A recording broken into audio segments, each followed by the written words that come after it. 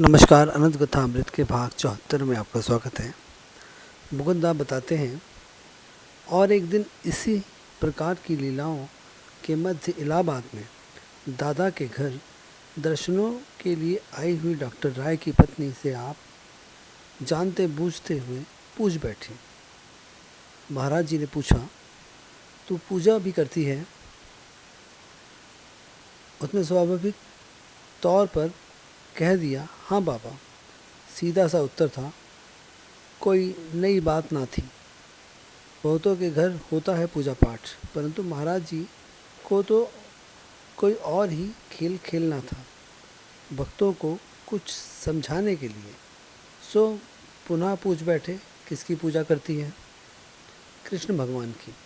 बाबा, कैसे हैं तेरे भगवान, लाकर हमें दिखाएगी? दादा के घर उपस्थित सभी लोग शायद मेरी तरह सोचते रह गए। उसके ही घर जाकर भी तो देख सकते थे बाबा महाराज जी। और वह संभ्रांत महिला दूसरे ही दिन निसंकोच अपने कृष्ण कन्हैया को बड़ी सी मूर्ति ले आई, एक शुभ वस्त्र में लपेटकर। मूर्ति को हाथों में लेकर महाराज जी बड़े ध्यान से देखकर अपनी बड़ी प्रशंसा की। सभी मंत्रमुग्ध इस लीला को देख रहे थे, पर किसी की समझ में यह नाटक उतर नहीं रहा था। सभी इसे महज एक खिलवाड़ समझ रहे थे, उस महिला को प्रसन्न करने हेतु। पर अब असली लीला प्रारंभ हुई। पूछा, तू अपने भगवान को स्नान कराती है? नहीं बाबा, बस पोंछ कर श्रृंगार करती हूँ, पुष्प चढ़ाती हूँ, भोग लगाकर आरती प्रार्थना करती हूँ। क्या भोग लगाती है?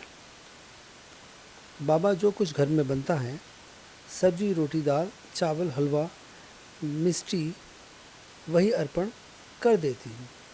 पहले भगवान को भोग लगाती है या अपने पति को? बाबा, ये तो सुबह ही काम पर चले जाते हैं। पहले इन्हें नाश्ता करा देती हूँ, फिर नहा धोकर प्रसाद बनाकर भगवान का भोग लगाती हूँ। इस पर बाबा जी कुछ इधर उधर भक्तों तथा उपस्थित महिलाओं पर दृष्टिपात करते हुए बोले, वाह, ये तो बड़ी अच्छी बात है। पति की सेवा पहले करनी चाहिए, तब फिर भगवान की। इतनी भूमिका तैयार कर महाराज जी इस लीला के असली और अंतिम मोड़ पर आ गए। कुछ झुक कर बोले, बता, तेरा भगवान तेरे अर्पण किए गए भोग को खाता है? महिला इस प्रश्न के लिए तैयार न थी। वह असमंजस में पड़ गई कि क्या उत्तर दूं। सारा उपस्थित भक्त समाज अब बड़ी उत्सुकता से यह लीला देखने लगा।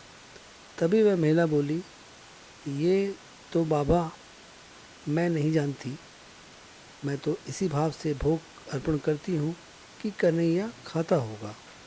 तब बाबा जी एकदम सीधे होकर बैठ गए और गंभीर स्वर में जोर देकर बोले, हाँ खाता है, भगवान भाव खाता है, तभी प्रसाद बनता है। और लीला समाप्त। परंतु इतनी लीला केवल यह बताने के लिए हुई कि प्रेम भाव, केवल प्रेम भाव से ही अर्पित कोई सेवा भगवान को स्वीकार है, और कि मंदिर में भोजन के पूर्व घरों में भावपूर्ण अर्पित भोग ही प्रसाद बनता है। भगवान की जूठन, भावहीन भोग का अर्पण केवल कर्म कांड की रूखी विधा बनकर रह जाता है, उसका कोई अर्थ नहीं रहता। भाव का होना परम आवश्यक है। आज के अध्याय में बस इतना ही। फिर मिलेंगे अनंत कथा अमृत के एक नए अध्याय के साथ। राम राम।